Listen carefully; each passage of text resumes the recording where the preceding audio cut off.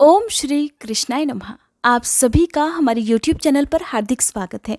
इससे पहले की वीडियो को इतना प्यार देने के लिए आपका एक बार फिर से हार्दिक आभार। आज आप सुनेंगे कार्तिक मास महात्म्य का अध्याय 5। साथ ही आप सुनेंगे भगवान कृष्ण के एक सच्चे भक्त की कहानी। कहते हैं कि जब भी हमारे जीवन में दुख आते हैं तो भगवान कोई ना कोई जरिया बनकर हमारे दुख दूर करने के लिए किसी न किसी को भेज ही देते हैं। तो आज कार्तिक मास महात्म्य के बाद आप सभी से अनुरोध है कि आप भगवान कृष्ण की इस कहानी को जरूर सुनिएगा। अगर आपको आज की ये कहानी पसंद ना आए तो आप कभी भी हमारे चैनल पर दोबारा से कथाएं मत सुनिएगा। इसीलिए मैं पूरे विश्वास के साथ कहती हूँ कि आज की जो कहानी मैं आपको कार्तिक मास महात्म्य के बाद इस वीडियो में सुनाऊंगी वो बहुत ही अच्छी है। इतनी अच्छी कि दिल को छू जाएगी और शायद बहुत दिनों तक आपके दिल दिमाग से ये कहानी निकल ही ना पाए। तो आप सभी से विनम्र अनुरोध है कि इस कहानी को आप जरूर सुनिएगा और कमेंट करके मुझे जरूर बताइएगा कि ये कहानी आपको कैसी लगी। इससे पहले के अध्याय में जब भगवान श्री कृष्ण ने सत्यभामा जी को उनके पूर्व जन्म का वृतांत सुनाया, तब ये कथा सुनकर समस्त ऋषि मुनियों ने श्री सूत जी महाराज से कहा, हे सूत जी महाराज, अब आप कृपा करके कार्तिक मास और तुलसी जी के महात्म्य का भी वर्णन कीजिए। तब सूत जी बोले, हे ऋषियों, जो प्रश्न आपने मुझसे किया है यही प्रश्न राजा पृथु ने नारद मुनि से किया था, और जो उत्तर नारद जी ने महाराज पृथु को दिया था वही आज मैं आपको सुना रहा हूं। सो आप सब एकाग्र चित्त होकर सुनो। एक दिन राजा पृथु ने श्री नारद जी से पूछा, हे देवर्षि, भगवान को तुलसी इतनी प्यारी क्यों है? आप कृपा करके इसका महात्म्य सुना दीजिए। राजा पृथु की बात सुनकर देवर्षि नारद कहने लगे, एक समय देवराज इंद्र बहुत से देवताओं और अप्सराओं सहित देवों के देव श्री महादेव जी के दर्शनों को कैलाश पर्वत पर गए। वे सभी जब कैलाश पर्वत पर पहुंचे तो उन्होंने भारी आकार और भयंकर नेत्रों वाले एक विशालकाय पुरुष को देखा।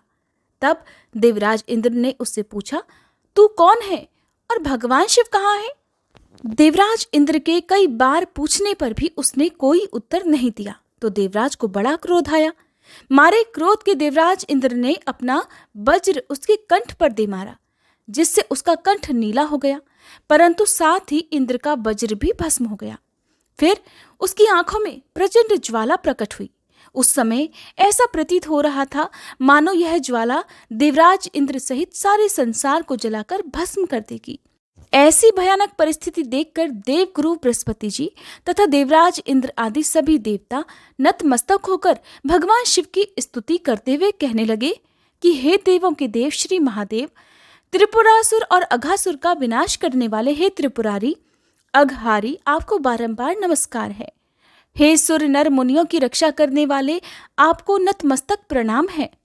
देवर्षि नारद ने कहा, हे राजा पृथु, इस प्रकार देवताओं की स्तुति सुनकर श्री महादेव जी ने समस्त ब्रह्मांड को भस्म कर देने वाली अग्नि को शांत कर दिया और कहने लगे, हे देवतागणों, मैं आप सबकी स्तुति सुनकर अत्यंत प्रसन्न हूं, सो आप सब कोई वर मांगिए।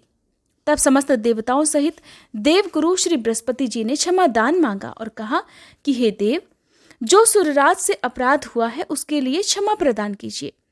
श्री बृहस्पति जी की स्तुति सुनकर पुनः देवाधिदेव श्री महादेव जी कहने लगे, मैंने इंद्र का अपराध क्षमा कर दिया और जीवन दान भी दे दिया। हे बृहस्पति जी, आज से आपका नाम भी अमर होगा। तब श्री बृहस्पति जी कहने लगे, हे भगवान, अगर आप हम सब पर प्रसन्न हैं तो सूर्यराज की रक्षा भी कीजिए और सारे ब्रह्मांड को भस्म करने वाली अग्नि जो आपके तेज से उत्पन्न हुई है उसे भी शीघ्र शांत कर दीजिए।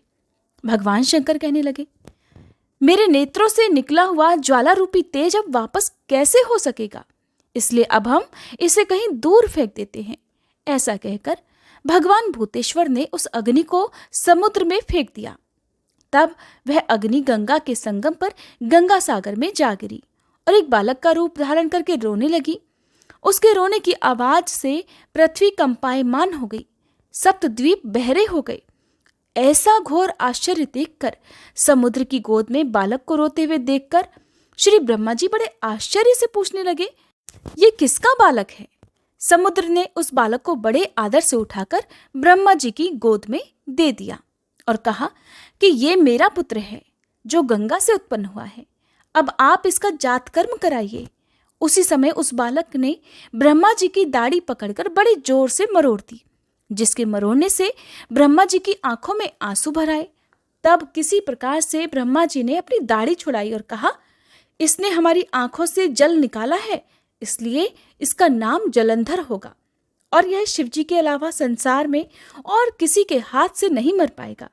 इसका कारण यह है कि यह शिवजी के अंश से उत्पन्न हुआ है। यह सुनते ही वह बालक युवा हो गया। तब ब्रह्मा जी ने शुक्राचार्य जी को बुलाकर उसका राज्याभिषेक कराया और तब ब्रह्मा जी वहां से अंतर्ध्यान हो गए। सिंधुराज ने कालनेमी की पुत्री वृंदा के साथ जलंधर का विवाह करा दिया। वृंदा अति सुंदर थी और सारे ब्रह्मांड में प्रथम सती और पतिव्रता थी। परम सुंदर पत्नी पाकर जलंधर बहुत प्रसन्न हुआ, इसलिए आनंद से अब उसके दिन बीतने लगे। जब जब जलंधर घर में आता तो वृंदा स्वयं अपने हाथों से पंखा झलती, पाद्य, अर्घ्य और आचमन अर्पण करती। इस प्रकार वह अपने पति को नारायण समझकर उसकी सेवा किया करती थी। देवर्षि नारद बोले, हे राजन, अब मैं पतिव्रता स्त्रियों के कुछ लक्षण सुनाता हूँ। पतिव्रता स्त्री अपने पति के दुख में दुखी और पति के सुख में सुखी रहती है। पति के परदेश जाने पर विरह वेदना का अथाह दुख सहन करती है और पति के मर जाने पर पतिव्रता स्त्री पति के साथ सती हो जाती है। अपने पति के पाप पुण्य में आधे की भागीदार होती है, इसलिए स्त्री अर्धांगिनी कहलाती है। जो स्त्री अपने मृत पति के साथ शमशान भूमि तक जितने कदम उठाकर जाती है, उसका एक एक कदम पर एक एक यज्ञ का पुण्यफल प्राप्त होता है। ऐसी स्त्री अपने माता पिता और पति इन तीनों कुलों को पवित्र कर देती है। जिस प्रकार सपेरा सर्प को बिल से बाहर निकाल लेता है, ठीक उसी प्रकार पतिव्रता सती नारी अपने पति को नरक से निकाल लेती है।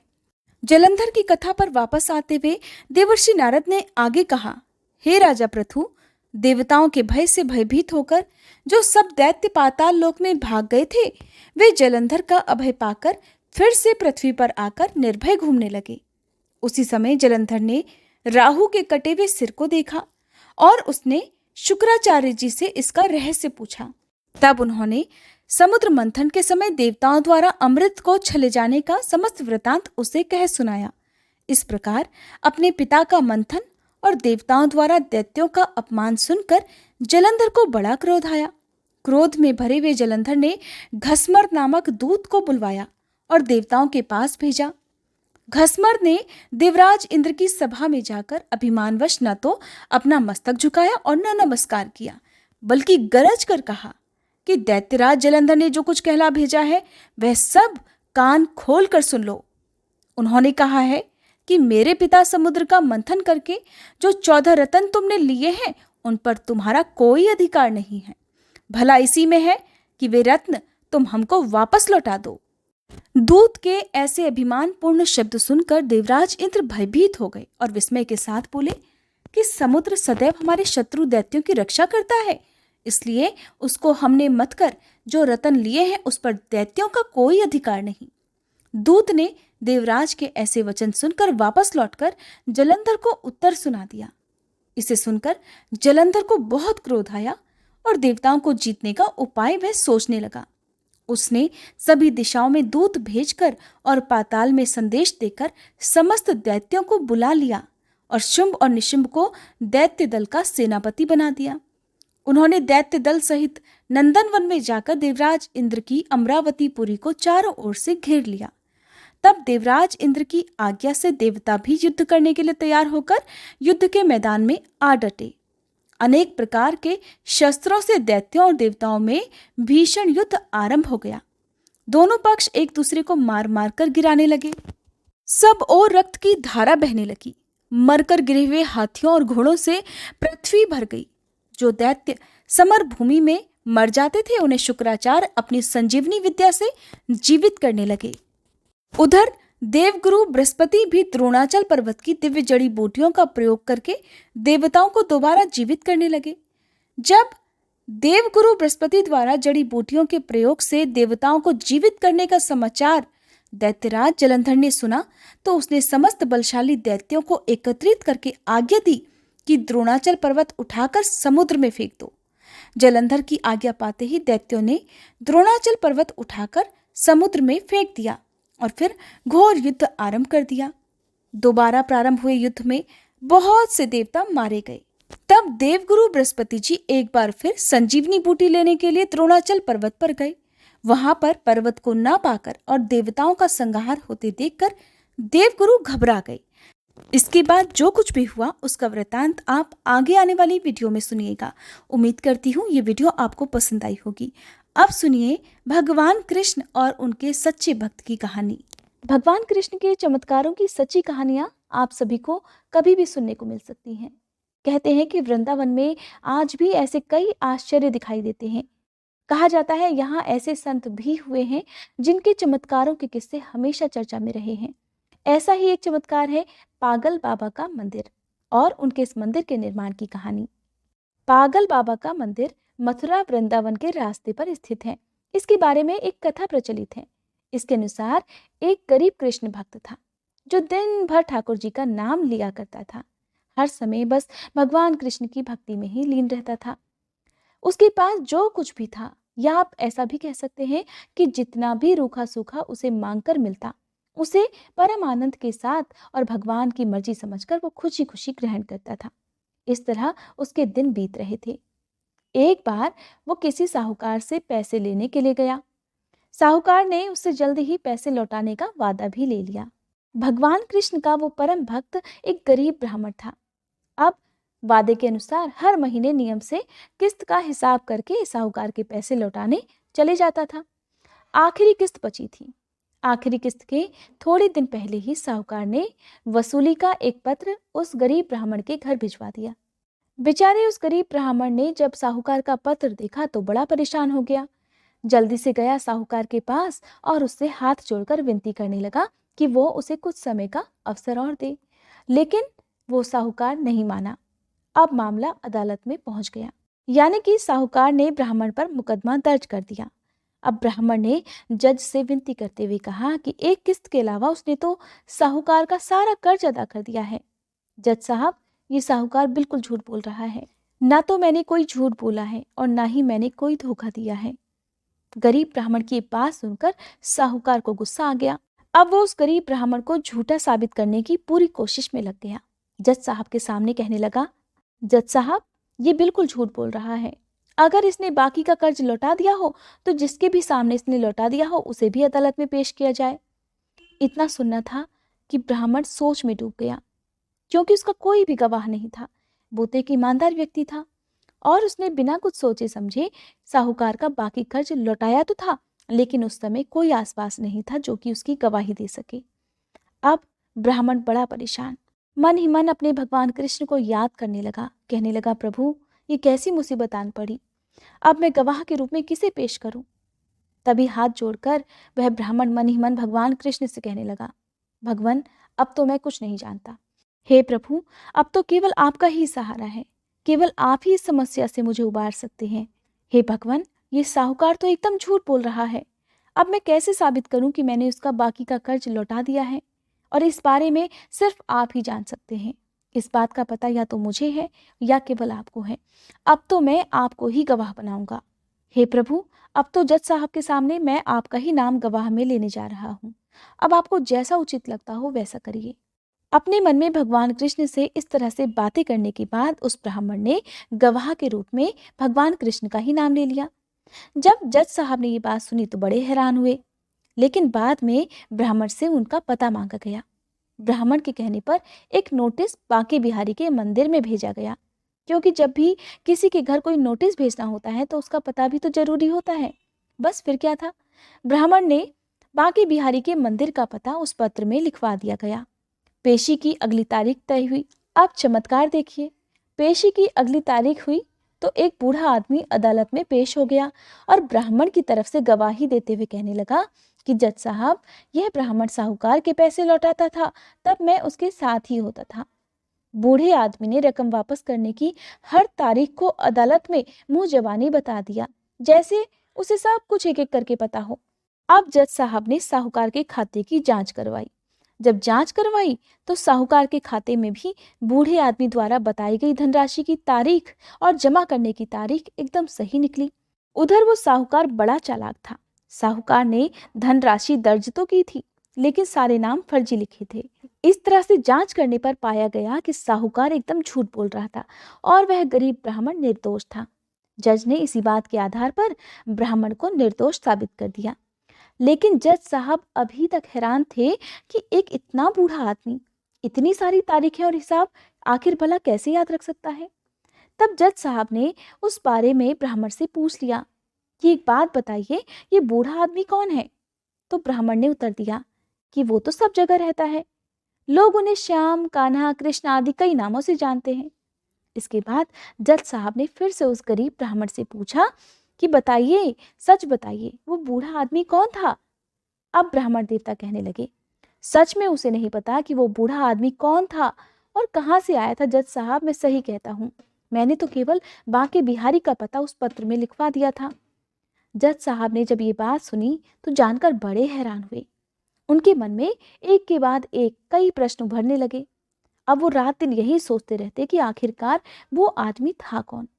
इस पहेली को सुलझाने के लिए ठीक अगले दिन ही जज साहब पहुंच गए बांके बिहारी के मंदिर में।